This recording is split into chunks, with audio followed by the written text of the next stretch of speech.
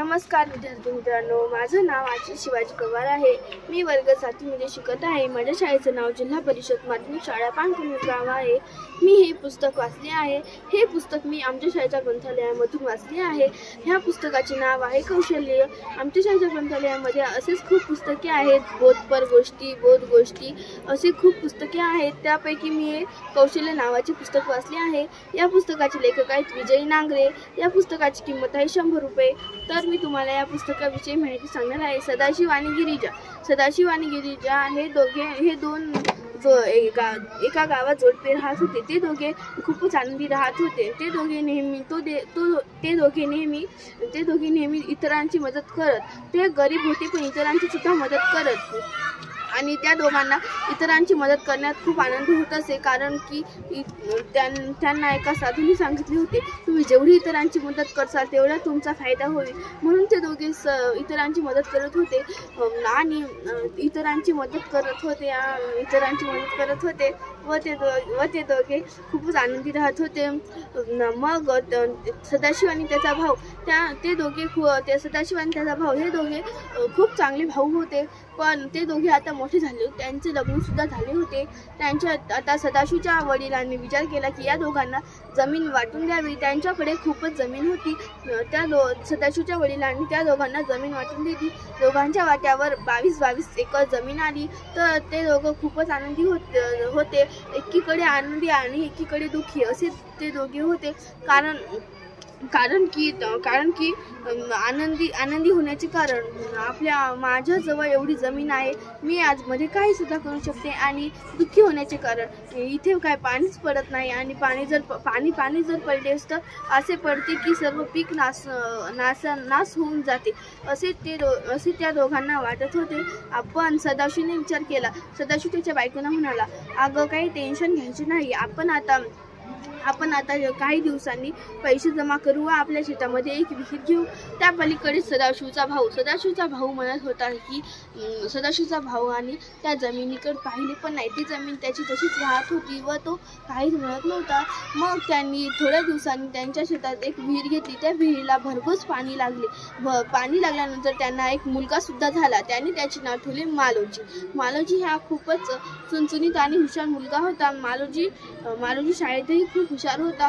मालवीचे शिक्षकही त्यांच्या वडिलांना म्हणत की अहो तुमचा मुलगा इतका हुशार आहे, तुम्ही त्याला शिकवण्यासाठी मागे पुढे पाहूच नका, त्याला जितके शिकायचे तितके शिकू द्या, असे त्याचे वडील म्हणत होते। असे त्याचे शिक्षक सदाशिवला म्हणत होते। तर सदाशिव त्यांना म्हणत होता, मी मागे पुढे पाहणार नाही, पण माझ्या शेतात खूप चांगले पीक झाले पाहिजे। मग एके दिवशी तो साधू त्याच्या शेतामध्ये गेला। आणि तो त्या सदाशिवला म्हणाला, अरे मला पाणी दे थोडे प्यायला। मग त्या साधूने त्याच्या विहिरीचे पाणी पिले आणि मग तो म्हणाला, तुमच्या विहिरीचे पाणी खूपच गोड आहे। तर सदाशिव म्हणाला, माझे स्वप्न पूर्ण झाले तर मी अशा खूपच विहिरी घेईन। तर साधू म्हणाला, काय आहे तुझे स्वप्न? तर तो म्हणाला माझे स्वप्न आहे की माझ्या शेतामध्ये सोनं उगवावं, असे माझे स्वप्न आहे। आणि मग साधू म्हणाला, तुझे स्वप्न नक्कीच पूर्ण होईल, पण तुला खूप मेहनत करावी लागेल। मग सदाशिव म्हणाला, मी खूप मेहनत करेन, पण माझं स्वप्न पूर्ण झाल्याशिवाय मागे पाहणार नाही। तर साधू म्हणाला, हो तुझे स्वप्न नक्कीच पूर्ण होईल। मग सदाशिव त्याच्या शेतामध्ये खूप कष्ट करू लागला आणि त्याला खूप चांगले पीक होऊ लागले।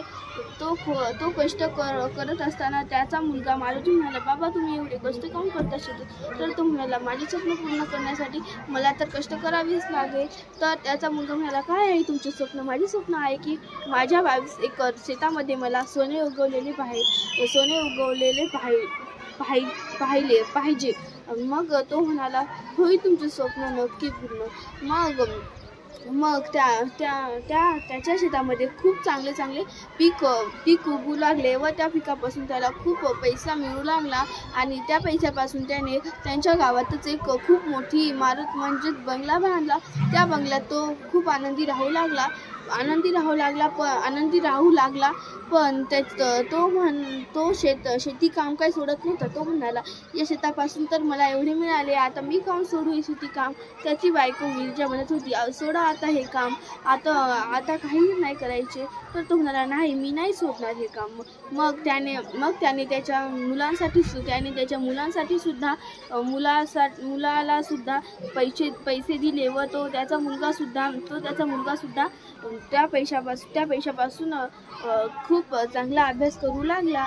मग सदाशिवने त्या पैशाच्या मागे काही पैसे पडत होते.